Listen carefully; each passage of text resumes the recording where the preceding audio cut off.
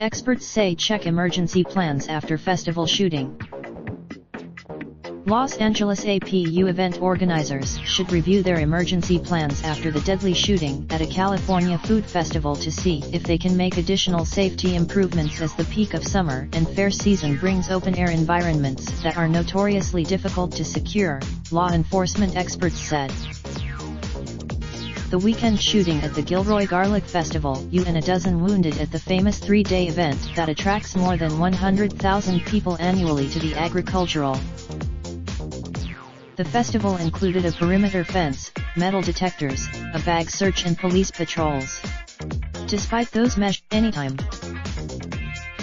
Experts ticked off a list of ideal precautions: a perimeter fence or even two with roving police patrols, as well as drones, security cameras, social media monitoring, bag checks, metal detectors, limited points of entry and an Overwatch police unit that monitors the event from a high perch.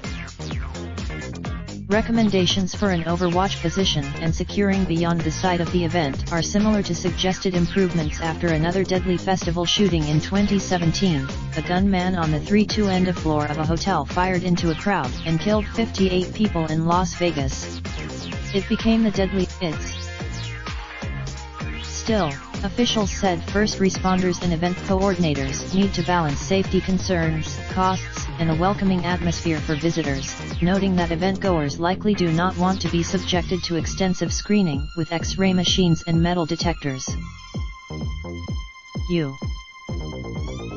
Brian Higgins, a former Bergen County, New Jersey, police chief, said controlling an event's perimeter through technology and police is key to safety.